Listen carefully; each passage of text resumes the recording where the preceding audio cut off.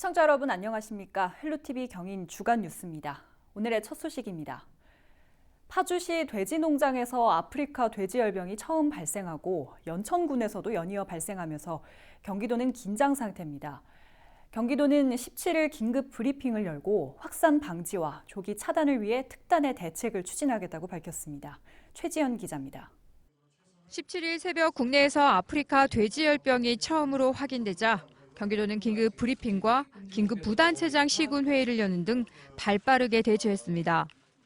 위기 단계를 심각 단계로 높여 발령하고 가축 질병 위기 대응 매뉴얼과 아프리카 돼지열병 긴급 행동 지침에 따른 기간별 방역 조치 등에 들어갔습니다.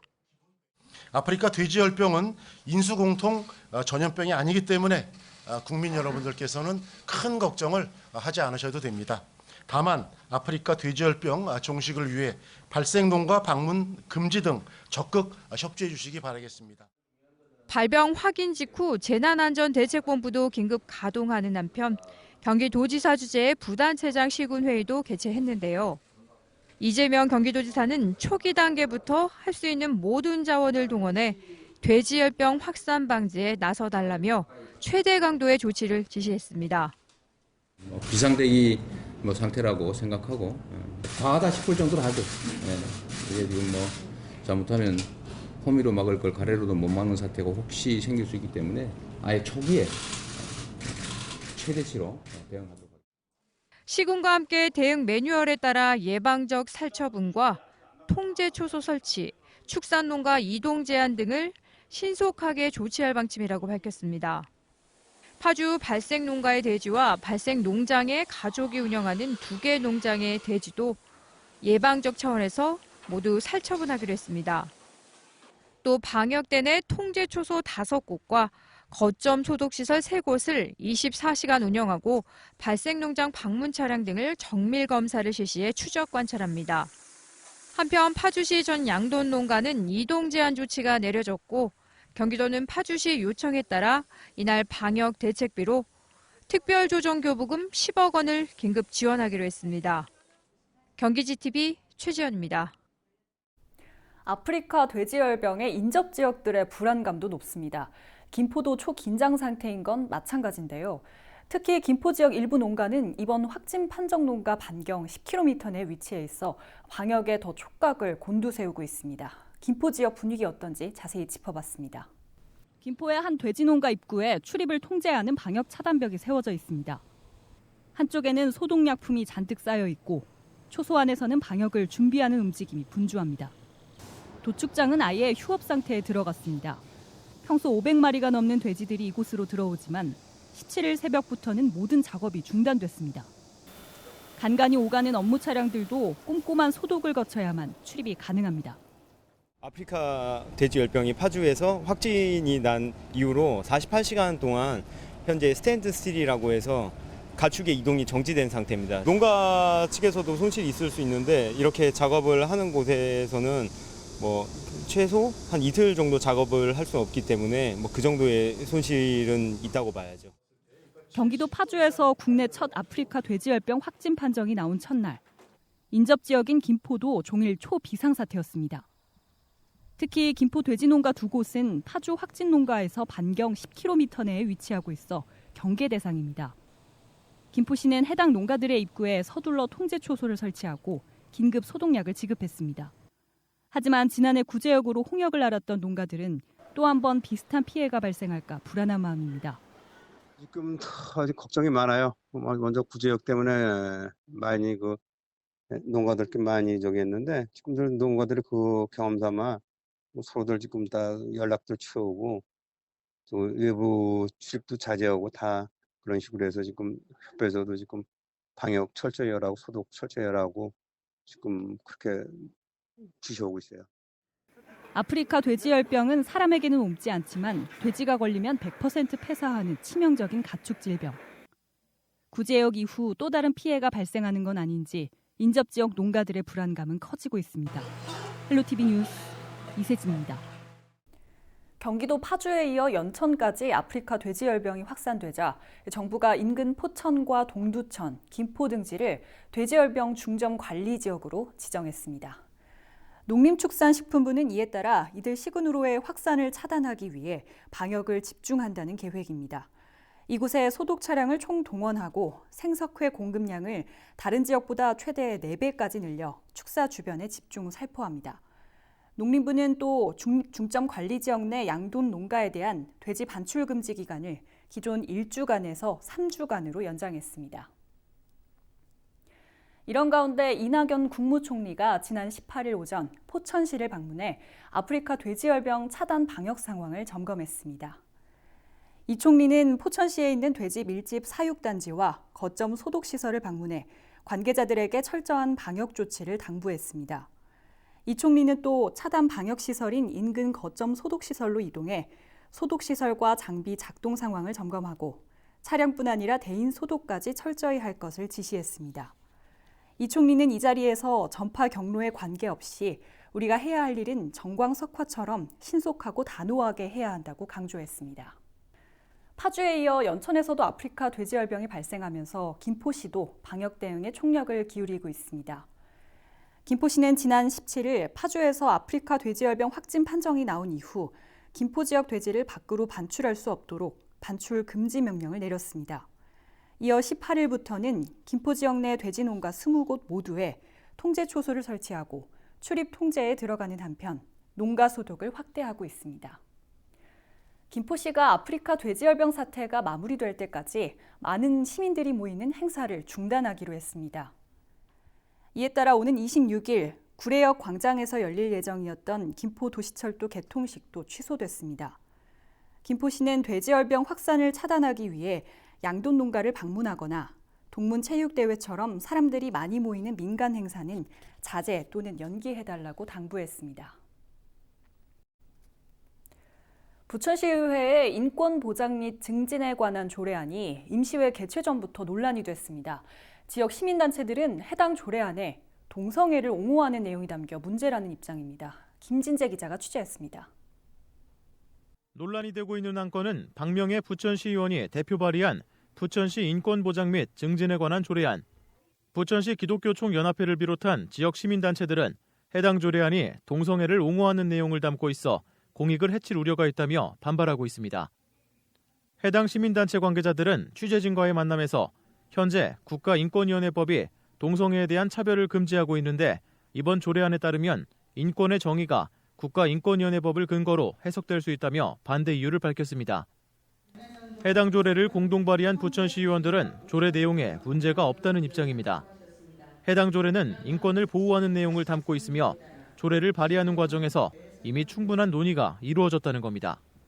발의하는 과정에서도 충분히 다양하게 논의를 한 사항입니다. 사회적 약자를 보호하는 건 정치인의 의무이기도 하고요. 종교인의 의무이기도 합니다. 그런 인권을 소중히 지키도록 하는 것이 이번 조례의 목적입니다. 결국 조례가 동성애를 옹호하는 방향으로 해석될 수 있다는 점으로 인해 조례 통과를 두고 지역 내에서 갈등이 고조되고 있는 상황. 부천시의회는 지난 6월에도 문화 다양성 조례를 제정하려 했지만 지역 시민단체가 동성애를 옹호하는 내용이라며 반발하자 본회의 직전 해당 조례를 철회한 바 있습니다. 부천시의회는 오는 20일부터 열흘간 임시회를 열고 해당 조례를 심의할 예정. 하지만 시민단체들이 조례에 반대하는 대규모 집회를 예고하는 등 강한 반발이 이어지면서 이번 조례안에 대한 논란은 고조될 것으로 보입니다. 헬로티비 뉴스 김진재입니다. 주거지에 들어선 공장 때문에 김포 거물대리 주민들이 오염 피해를 호소하고 있다는 내용 저희 헬로티비 뉴스를 통해 여러 차례 전해드렸죠. 피해를 입은 주민은 있는데 공장과 환경오염 사이 인과관계를 입증하지 못하면서 그동안 주민들의 주장에 그쳤습니다. 그런데 최근 정부가 이곳 주민들의 피해 사실을 공식적으로 인정했습니다. 주민들의 피해 구제 급여 신청을 받아들인 건데요. 피해 구제를 받은 주민을 직접 만나봤습니다. 김포 거물대리에서 자동차 정비소를 운영하는 최혜진 씨. 최 씨는 오랫동안 알아온 호흡기 질환과 피부 질환의 원인이 어느 날부터 마을에 들어온 주물 공장 때문이라고 믿고 있습니다. 특히 이제 이 따끔따끔한 피부 질환이나 저녁 때만 되면은 냄새나 이런 것 때문에 굉장히 심했어요. 숨쉬기조차가 힘들 정도로 심했기 때문에 그 당시에 굉장히 힘들었죠, 그게. 피해는 최 씨 혼자만의 일은 아니었습니다. 마을에서 비슷한 피해를 입었다고 주장한 주민들은 모두 30명. 하지만 공장과 피해 사이 인과관계를 입증하는 게 쉽지 않았습니다. 지난 2013년 김포시에 역학조사를 요청했지만 뚜렷한 관계를 밝힐 수 없다는 답이 돌아왔습니다. 결국 한 환경단체의 도움으로 지난 2017년부터 정부에 피해 구제 신청을 한 것만 3번째. 2번의 기각 끝에 올해 마지막 신청이 받아들여지면서 최 씨를 비롯한 마을 주민 8명이 정부로부터 피해 구제 급여를 받게 됐습니다. 개인당 금액 차이가 있기 때문에 8명 부분에 대해서 한 900여만 원 좀 넘는다고 그러더라고요. 그 금액 자체는 크진 않지만 저희가 이 지금까지 쌓아온 시간 동안 인과관계가 밝혀져 갖고 저희가 그 구제급여를 받는 거에 대해서 저는 어느 정도 이제 만족하고 있습니다. 피해 사실을 인정받기까지 흐른 시간만 어느덧 10년. 마지막까지 구제 신청에 참여한 주민 일부만 피해 구제를 받게 된 상황이어서 앞으로 풀어야 할 과제가 더 많습니다. 이 8명에 대한 피해를 인정했다고 하는 거는 그 지역에 환경 피해가 있다고 하는 거를 정부가 인정한 거기 때문에 그러면 살고 있는 나머지 주민들도 주민들이고 그쪽 지역에 대한 피해 대책, 구제 대책은 또 어떻게 할 거냐라고 하는 게 환경부하고 지자체가 얘기를 해야 돼요. 그런 의미에서 보면 이번에 환경부가 선집 결정을 한 거는 좀 이후 이러한 제대로 된 어떤 피해 대책을 만들기 위한, 요구하기 위한 새로운 시작의 과정이라고. 피해 사실은 인정받았지만 거물대리 지역 주민들과 공장 사이 갈등의 골은 이미 깊어진 지 오래. 주민들은 이번 결정이 난개발로 엉킨 지역 갈등을 푸는 실마리가 되길 기대하고 있습니다. 헬로티비 뉴스 이세진입니다. 부천시 삼정동은 공장이 밀집해 있어 이전부터 미세먼지에 대한 주민들의 불만이 꾸준히 제기되던 곳인데요. 부천시가 미세먼지를 줄이기 위해 삼정동에 위치한 시멘트 공장 등 업체 7곳과 업무 협약을 체결했습니다. 업체들은 앞으로 자체적인 대책을 마련해 미세먼지 줄이기에 동참하게 됩니다. 김진재 기자입니다. 부천시 삼정동의 한 공장 앞. 커다란 덤프트럭이 공장 입구를 쉴 새 없이 드나듭니다. 덤프트럭이 이동하며 만들어내는 먼지와 매연으로 인해 인근 주민들은 공기질이 나쁘다며 불편을 호소합니다. 목근형이 아프고 기침을 하면 한 20번, 30번씩 해야 돼. 기침을 하면. 어떤 때 가만히 있는데 어떤 때 가끔 기침 나다 그러면 죽을 것 같아 그냥 아주. 아니 그래 여기 삼정동은 다 그런 거야. 그래서 그걸 어떻게 조치를 해줘야 되는데 이거 조치도 안 해주고. 부천시 삼정동은 공업시설이 밀집해 있는 곳으로 공장과 트럭으로 인한 비산먼지 문제가 꾸준히 제기된 바 있습니다. 특히 시멘트 공장과 아스콘 공장 등에서 발생하는 미세먼지는 삼정동 미세먼지의 주요 발생 원인으로 손꼽히던 상황. 이 때문에 부천시는 16일 시멘트 공장 등 삼정동 소재 업체 7곳과 미세먼지 저감을 위한 업무 협약을 체결했습니다. 미세먼지 클린 특화단지 사업도 지금 삼정동 중심으로 이루어질 테고요. 그래서 그 레미콘 공장의 먼지로 인한 부분 여러 가지가 많이 있는데 그런 것들을 하나하나 그 지역 특성에 맞게 좀 잡아가는 정책들을 추진하려고 합니다. 협약에 참여한 업체들은 앞으로 트럭 운행 시간을 조정하는 등 사업장 특성에 맞는 미세먼지 저감 대책을 자체적으로 수립해 시행할 계획. 하지만 미세먼지 저감 대책 마련을 업체 자율에 맡긴 만큼 실제로 어느 정도의 성과를 얻을 수 있을지는 숙제로 남았습니다. 헬로티비 뉴스 김진재입니다. 부천시는 고속도로와 공업지역, 분지형 지형 등으로 인해 인근에 있는 다른 지자체들보다 미세먼지 농도가 높은 편입니다. 이 때문에 부천시는 지난해부터 전국 최초로 미세먼지 전담 부서를 신설하고 관련 사업들을 추진하고 있습니다. 특히 최근에는 전국에서 유일하게 부천시에서만 볼 수 있는 특별한 미세먼지 저감 장치들도 등장했는데요. 어떤 것들이 있는지 김진재 기자가 소개합니다. 네, 먼저 소개할 장치는 부천역 마루광장에 설치된 타워형 미세먼지 통합 모듈형 집진시설입니다. 쉽게 말하면 공기 정화 타워인데요. 반경 3m 이내에 있는 미세먼지를 타워 사용 전보다 90%까지 줄여주는 효과가 있다고 합니다. 모양새와 기능이 공기 청정기를 닮았는데 부천시는 내년 말까지 공기 정화 타워를 시범 운영한 뒤 효과가 검증되면 확대 설치할 계획입니다. 네, 다음은 공기청정 버스 정류장입니다. 환경부는 이번 달 초 상동 버스정류장 바로 옆에 이 공기청정 버스정류장을 설치했는데요. 쉽게 말해 버스정류장 안에서만큼은 시민들이 깨끗한 공기를 마실 수 있도록 하는 그런 시설입니다. 이번 사업은 연구개발 과정에 시민들의 의견이 반영되는 리빙랩 방식으로 운영되는데요. 사업을 맡은 한국철도기술연구원은 올해 말까지 실제 거리에서 성능 테스트를 진행하면서 시민들의 의견을 듣고 내년 하반기 중으로 공기청정 버스정류장을 상용화할 계획입니다. 한국철도기술연구원 박덕신 연구단장 이야기 들어보시죠. 천정에 있는 5개 그 집진 모듈을 이용해서 버스 정류장 뒤쪽에 공기를 빨아들여서 미세먼지를 제거한 후에 이 버스 정류장 부스 안쪽으로 뿌려주는 기능을 가지고 공기 정화가 이루어집니다. 기존에 공기 청정 기능이 없는 버스 정류장과 비교했을 때 미세먼지 농도를 50% 이상 줄이는 게 되겠습니다. 네, 마지막으로 소개할 시설은 차량 탑재형 미세먼지 집진 장치입니다. 자동차 천정에 공기 정화 장치가 달려 있는데요. 도로에서 발생하는 미세먼지가 많은 만큼 이에 자동차와 공기 정화 장치를 결합한 모습입니다.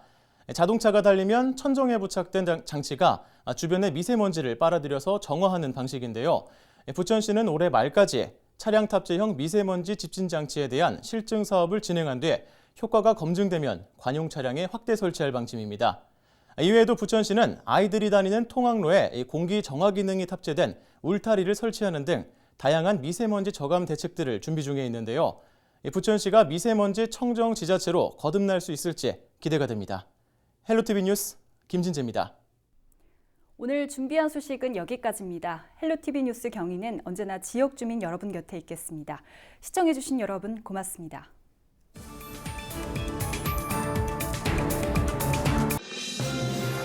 우리 지역의 이슈 콕 짚어봅니다. 헬로 이슈 토크. 자, 인천 유나이티드가 서울과의 원정 경기에서 1대3으로 패하면서 승점 획득에 실패했습니다. 그나마 다행인 것은 최하위 제주도 강원에게 패하면서 제주에게 1점 차로 4연파 경쟁을 좀 펼치고 있습니다. 자, 이제 남은 경기는 9경기 정도가 남아 있는데요. 자, 인천이 올해도 잔류를 할 수 있을지 두 분의 패널과 얘기를 좀 나눠보겠습니다. 안녕하세요. 네, 안녕하세요. 네. 자, 먼저 서울과의 경기 얘기 안 할 수 없는데 1대3으로 패했습니다. 먼저 관전평을 좀 얘기해 주시죠. 일단 시작은 창대했으나 그 끝은 미약했습니다. 연휴 마지막 날이라 좀 저도 행복하게 연휴를 탁 마무리하고 싶었는데 경기 결과만큼 굉장히 속상한, 또 내용까지도 속상한 좀 졸전이지 않았나, 이렇게 좀 아주 모진 소리 좀 해보고 싶습니다. 유상철 감독이 이제 휴직하기 전에 정비를 좀 하겠다 이렇게 얘기를 했어요. 어떤 변화가 좀 있었나요? 글쎄, 일단 수치상으로 놓고 보면 3경기 연속 3실점이거든요. 네. 휴식기 이후에도 3실점입니다.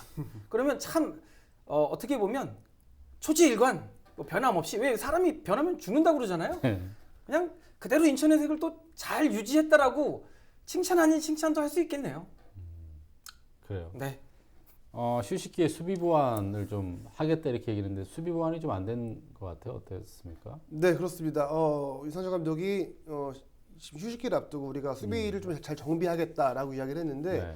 결국 이번 경기를 보면 전혀 좀 개선이 되지 않았다라고 봐야 될 것 같아요. 특히나 여성의 선수가 좀 불안한 모습을 많이 보여줬었거든요. 네. 그런데 이 자리에 지금 대체자가 딱히 또 없습니다.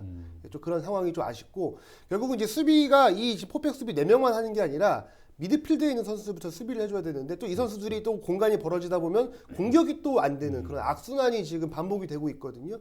이런 것들을 끊어내려면 결국은 미드필드에서 많이 뛰는 수밖에 없습니다. 그리고 또 많이 뛰려면 후반에 또 새롭게 투입할 만한 선수가 있어야 또 이제 거기에 이제 기대면서 많이 뛸 수 있는데, 그 부분이 안 되다 보니까 여러 가지가 이제 총체적으로 이렇게 좀 문제가 있지 않나 싶습니다. 네, 수비 불안은 그렇다 치고, 우리는 인천은 무고사 선수가 골을 안 넣으면 지는 건가요? 어떻게 해야 됩니까? 그러니까 무고사가 늘 골을 넣어줬으면 좋겠지만 네. 또 그럴 수도 없는 게 축구거든요. 그렇죠. 근데 어제는 그러면 조금 저도 긍정적인 부분을 보자면, 김호남 선수가 어쨌든 계속 감각을 유지하고 네. 있는 게 결국엔 무고사 자신이 편해질 수 있는 또 루트가 돼요. 그러니까 무고사한테 막 집중되고 있던 걸 김호남이 좀 분산시켜주는 효과가 있으니까 무고사가 이제 나중엔 더 스페이스가 많이 생길 거고 그러니까 이 부분을 빨리 좀 알아야 되는 게 이제 김호남 무고사 둘만 막으면 돼요. 라는 게 이제 다른 팀도 분명히 공식이 쓸 거예요. 그러면 그 다음 제3의 제4의 선수가 있어야 되는데 아까 말씀드린 대로 풀이 없습니다. 선수 풀이 없기 때문에 제3의 제4의 어떤 또 다른 골게터가 안 나와요. 그러다 보니까 무고사는 계속 고립될 수밖에 없고 그러면 더욱더 무고사가 또 이렇게 부각이 되는 거죠. 고립되는 모습조차. 참 진짜 유상철 감독도 지금 이렇게 말씀드리면서 생각되지만 너무 괴로울 것 같아요. 지금 뭐 이가 빠지면 잇몸으로라고 했는데 그 잇몸도 지금 아픈 상태 같습니다. 네. 유상철 감독의 고민이 깊어질 것 같은데 무고사 선수가 서울과의 경기에서는 어시스트를 기록해서 본인이 이제 해결하기보다는 동료들에게 이제 뭔가의 기회를 만들어줬는데 자 무고사 선수의 침묵, 골 침묵 어디에 있다고 보시나요?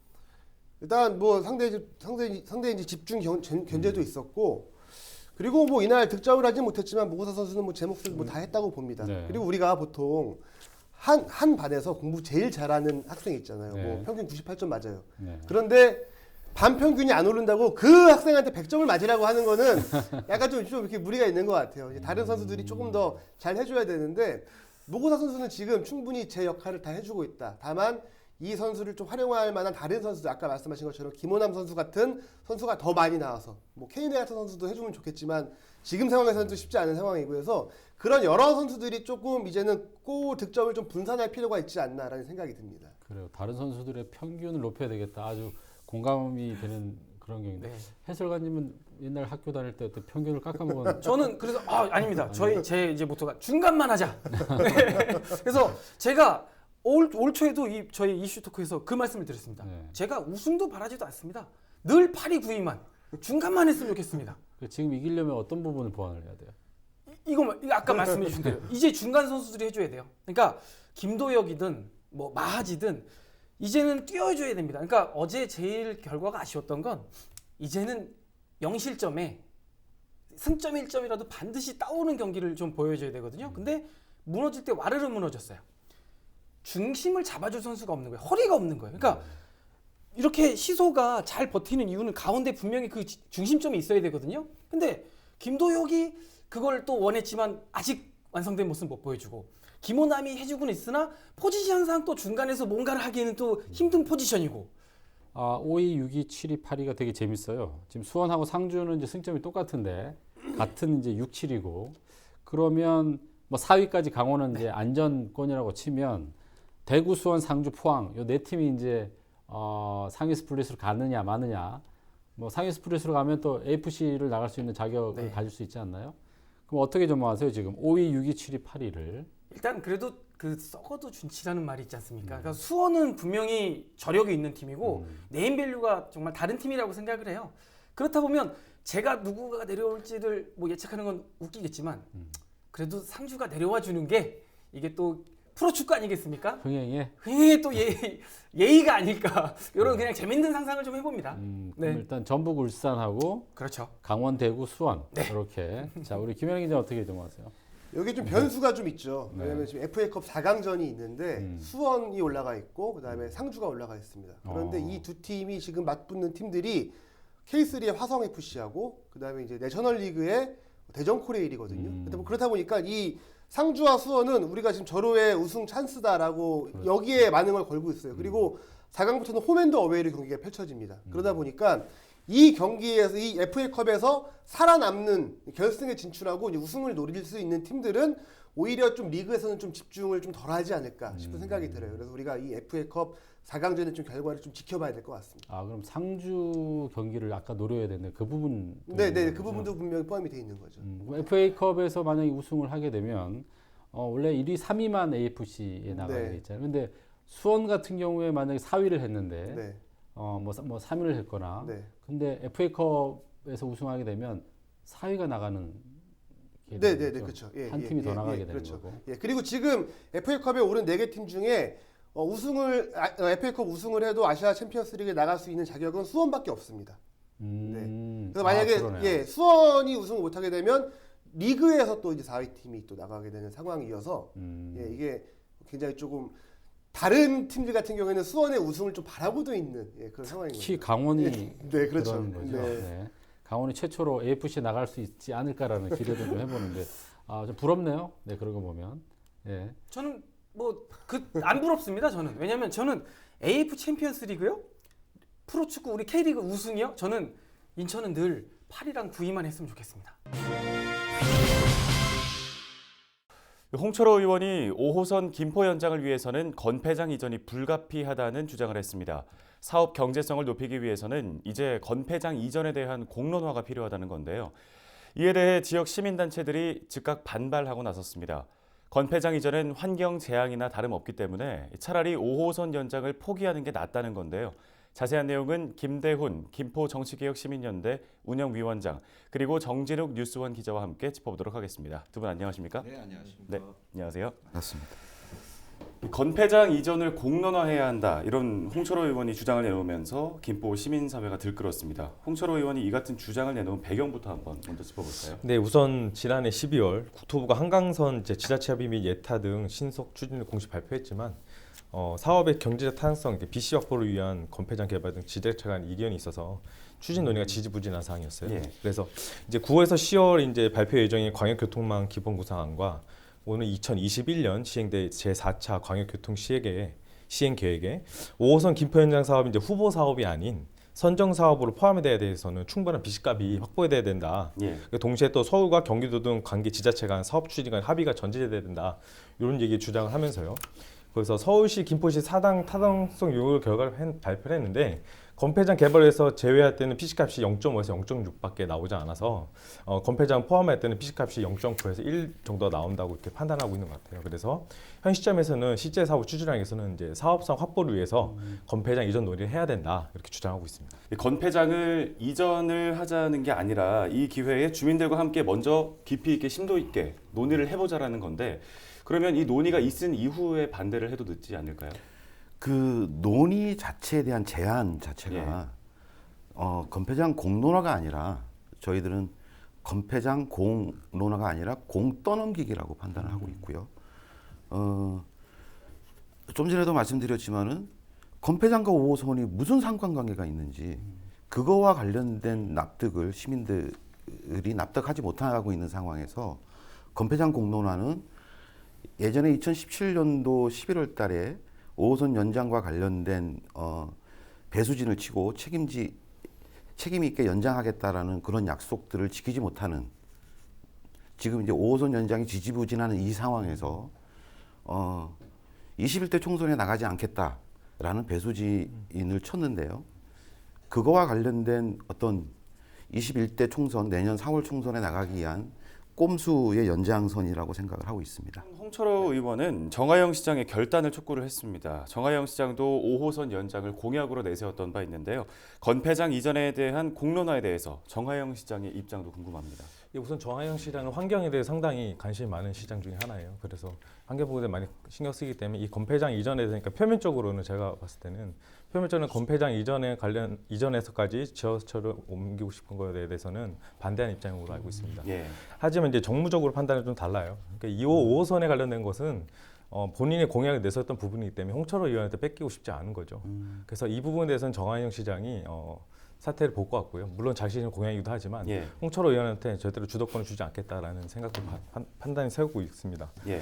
그래서 이 부분에 대해서는 정하영 시장은 그러니까 표면적으로는 환경 부분에 대한 거는 양보할 수 없다. 그리고 여태까지 그런 정책을 추진했기 때문에 그런 모습을 보이지만 본인도 5호선 공약을 내선 만큼 홍철호 의원한테는 주도권 주지 않겠다. 네. 그런 입장으로 확인하고 있습니다. 네. 또 한편 김포시의 경우에는 김포 도시철도가 조만간 개통될 예정이 있습니다. 두량의 경전철이기 때문에 이때 이로써 서울 출퇴근하는 김포 시민들의 교통난을 좀 해결할 수 있을 것이냐 하는 의문도 들거든요. 네. 솔직히 개통이 아직 되지 않아서 개통해봐야 될 상황인 것 같고요. 예. 일단 28일 날 개통을 합니다. 그동안 기다렸던. 근데 이제 열차 시간이 이제 3분에서 3분 30초로 늘어났고 그래서 하루 운송량이 약 8만 8천 명 이 정도 되고 있는데요. 예.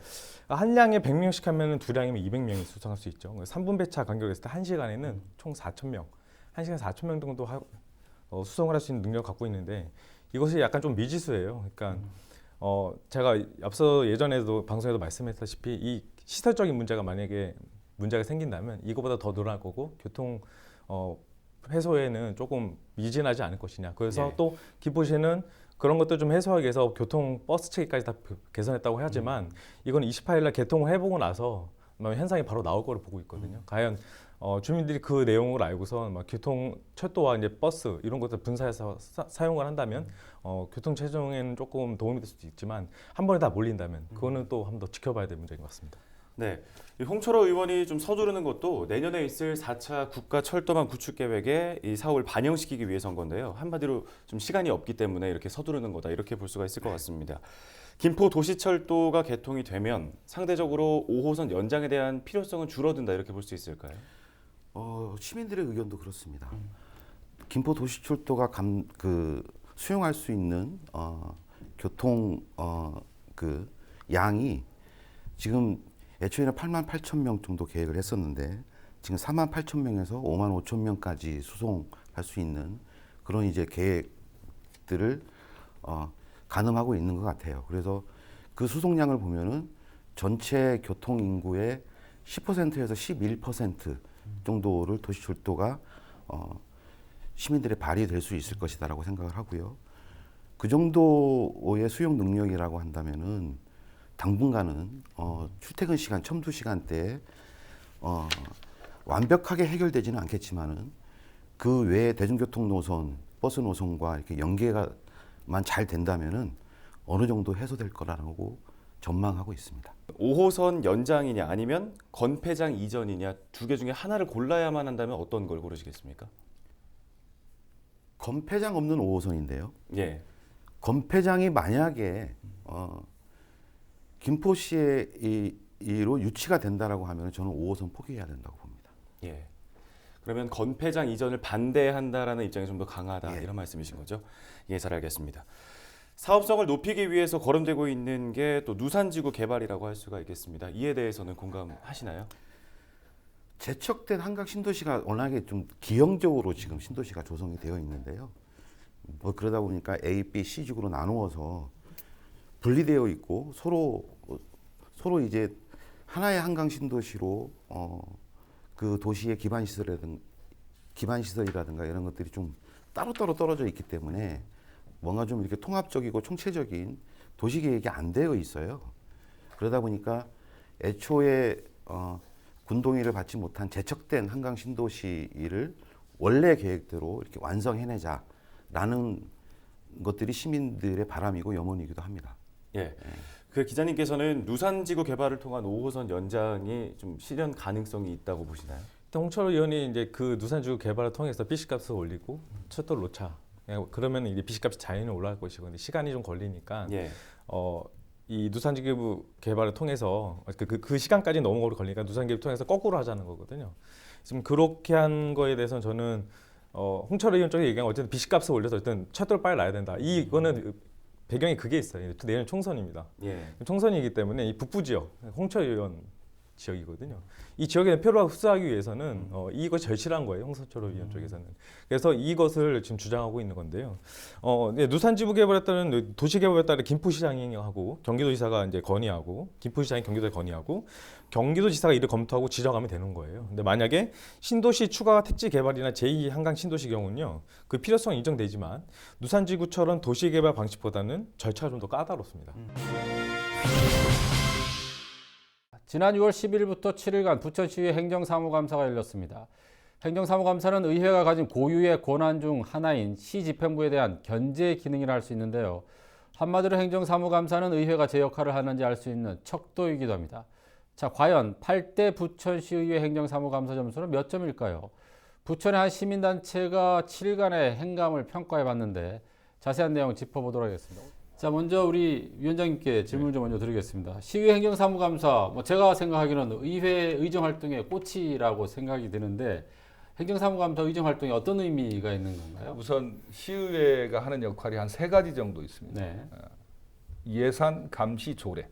그러니까 시 행정에 대한 감시가 있고요. 그리고 조례를 제정해서 시민의 삶을 개편하는 문제, 그리고 예산의 쓰임새를 확인하는 문제, 요 3가지 정도인데 그중에 행정사무감사는 감시 부분에서 가장 중요한 감시의 한 50% 정도는 차지한다고 봅니다. 왜냐하면 평상시 의정활동은 시정질문이나 평상시 회의가 열리지 않을 때도 감시 활동을 하거든요.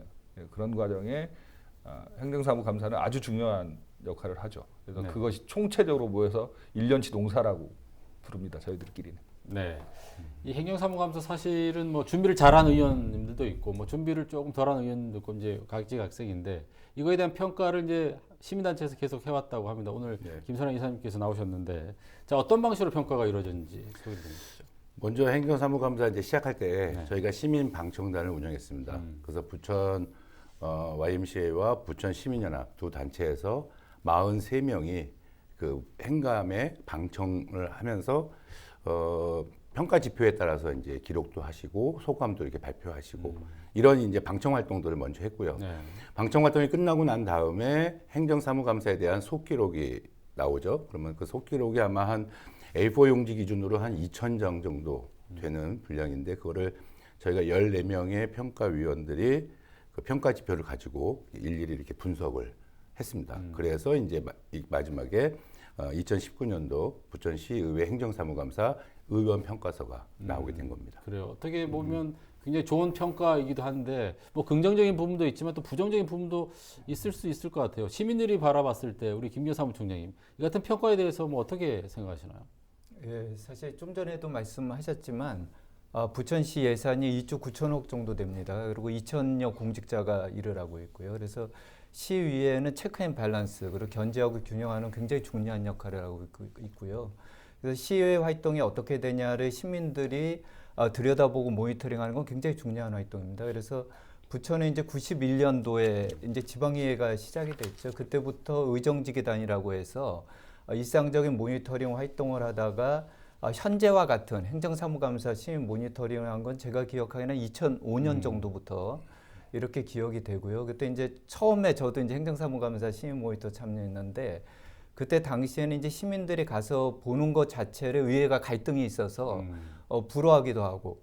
근데 시민들이 가서 보면은 지금은 상상할 수 없는 구시대적인 일들이 일어나기도 했었습니다. 그런데 부천시의회에서 시민들 모니터링 활동하는데 긍정성을 인정을 해서 책상도 제공하고 자료도 제공하고 그래서 상당히 어떻게 보면 다른 지역보다는 부천시는 시의회가 그런 것들을 허용을 해줘서 시민들이 모니터링 활동이 좀 자유롭게 진행된 그런 의미가 있었고요.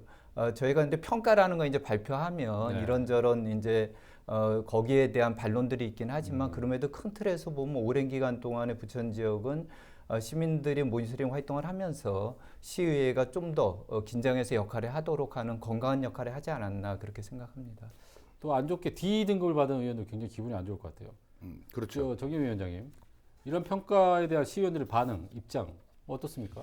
우선은 정량 정성 평가한 부분은 크게 이견은 없어 보입니다. 그러니까 크게 이견은 없어 보이고요. 그리고 받아들이는 입장인가요? 아주 뭐 기분은 나쁠 수 있지만 한 일을 어떻게 안 받아들이겠습니까? 당연히 받아들여야 할 거고요. 그리고 이제 문제는 그 다음에 나왔던 각종의 보도자료 전체에 나왔던 몇 가지 사안들에 대한 반론들은 존재합니다. 그러니까 언론들 평가도 뭐 왔다 갔다 하는 것 같고요. 그리고 위원장들 평가는 그냥 관전평이었고요. 관전평이라서 감정이 개입되거나 이럴 수도 있다라는 생각이 들기도 하고요. 그리고 좀 보도자료 전체 내용을 훑어봐도 썩 긍정할 만한 내용은 아니었습니다. 예를 들면 회의가 긴 것이 좋은 것인가, 회의가 짧은 것이 좋은 것인가 이런 논점은 항상 존재합니다. 저희 같은 경우는 행정복지위원회는 제가 회의 시작 전에 오늘 질문할 사람을 미리 봤거든요. 그건 무슨 소리냐면 사전 준비 없으면 하지 말아라 이런 취지로 미리 사전에 받는 행위거든요.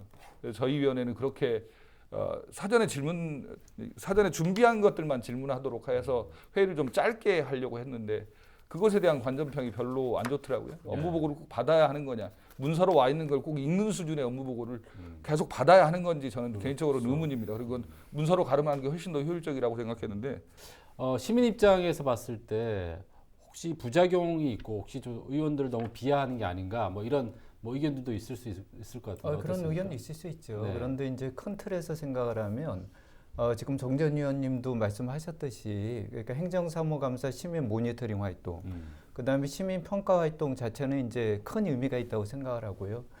참여하는 시민 입장에서도 가서 보시면은 이제 평소에 알던 어떻게 보면 우리가 사실 시의회 내용 잘 모르고 또 이제 그러면서도 이제 비판하는 경우도 많잖아요. 근데 가서 보시면 굉장히 놀라기도 하세요. 네. 부천시에서 이렇게 많은 일을 하고 시의원들이 이런 일을 하는지 몰랐었다. 그래서 시민학습의 어떤 효과도 있고요.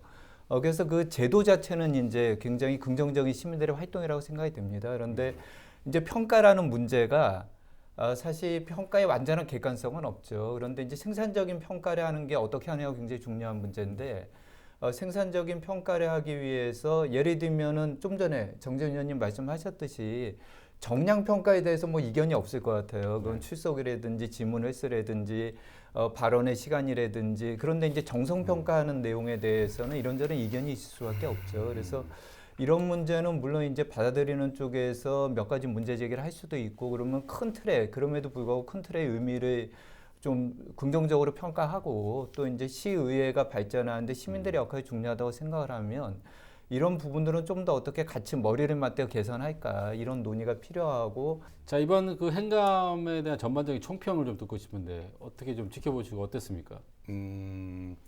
저희가 이 평가서에 그런 게 있습니다. 저희가 사실은 유급 시의원들이 유급제가 된 5대부터 지금 현재 8대까지의 행정사무감사의 그 시간, 회의 시간을 한번 좀 비교해봤어요. 그랬더니 5대부터 7대까지는 평균 7일 동안 192시간, 8대는 125시간으로 나타났어요. 한 70시간 정도의 차이가 나죠. 그러면 그거를 7일로 나누면 하루에 10시간. 그 10시간을 다시 3개의 위원회로 나누면 3시간 좀 넘게 회의 시간이 차이 나는데 아까 위원장님 말씀하신 대로 저도 회의가 뭐 길어야 무조건 질이 좋다라고 평가하지는 않습니다. 하지만 이번에 8대 행정사무감사를 본 저희 평가단들의 소감은 정말 긴장감이 없다. 행정사무감사가 이게 참 긴장감이 있어야 할 부분도 있는데 너무 긴장감이 없었다. 오늘 출연해주셔서 감사합니다. 자, 헬로 이슈토크 오늘은 여기까지입니다. 시청해주신 여러분 고맙습니다.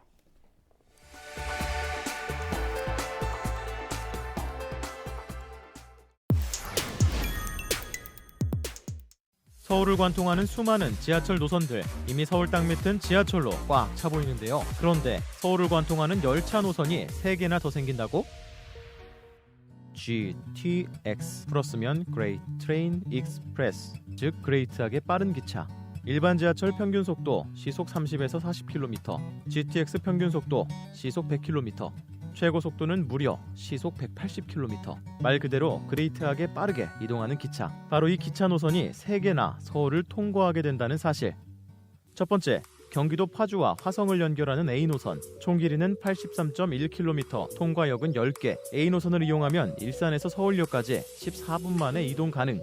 두 번째, 인천시 송도와 경기도 남양주를 연결하는 B노선. 총 길이 80.1km, 통과역 13곳. B노선을 이용하면 인천 부평에서 서울까지 14분 컷 가능. 마지막 세 번째, 경기도 양주시와 수원시를 연결하는 C노선. 총 길이 74.2km, 통과역 10곳. C노선을 이용하면 경기도 의정부에서 서울 삼성역까지 불과 16분 만에 도착 가능. GTX 노선이 이렇게 빠를 수 있는 이유? 커브 없이 되도록 직선 코스로 빠르게 달릴 수 있게 철로가 땅속 40m 깊이에 딱. 정차역이 많아지면 가다 서다를 반복하느라 속도 떨어질까봐 정차역도 최소화.